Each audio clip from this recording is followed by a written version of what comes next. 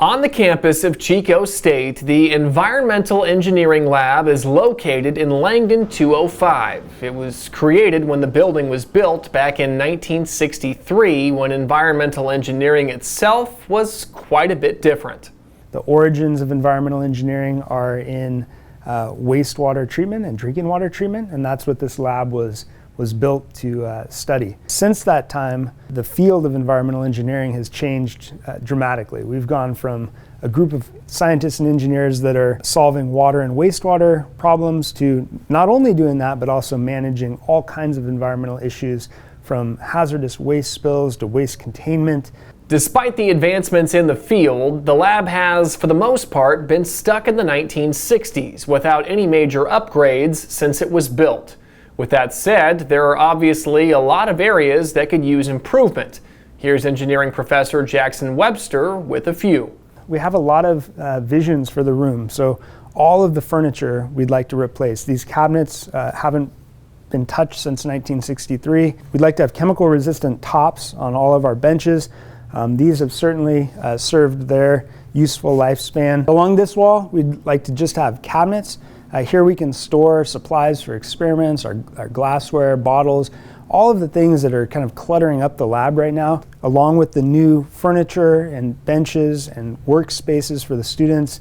We'd really like to increase the technology in the lab. What we'd like to do is replace this with a new smartboard that we can actually project images from our microscopes right on the screen. We can annotate right on it like a whiteboard, and then also play videos or show images of what we're working on right here on the screen instead of using this chalkboard. Other areas of needed improvement include refrigeration and freezing units, chemical safety hoods, and balances, all of which would be beneficial to the many students who use this lab on a weekly basis. For the past year, I've been working with Dr. Webster, doing research on looking at the effects of fires on watershed quality. And so I'm hoping to take that to grad school and go deeper into the effects on water quality in our natural water systems.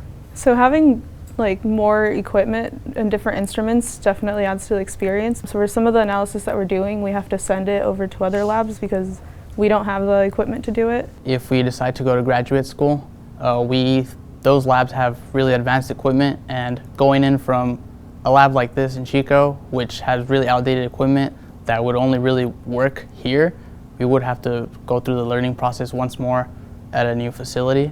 And I feel like that's kind of something that sets us behind a little compared to other students who've been working with high levels of technology for a very long time.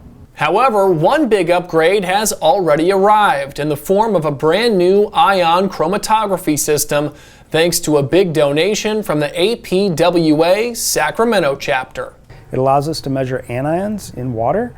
Anions are very important because those are the nutrients, things like nitrate, phosphate, sulfate, things that can cause things like harmful algal blooms, for example. So this instrument is going to allow our students to go out into the field, collect samples on their own, bring them back to the lab, and actually make measurements of nutrients from surface water. And that's huge because environmental engineering plays such a key role here in our own backyard. With the abundance of natural resources surrounding our community, it's important to have top-notch equipment to help provide the very best research possible. The water that's coming out of the watersheds here in Northern California is actually used for drinking water in Southern California. So these watersheds here, the Feather River, for example, is extremely important for all of California.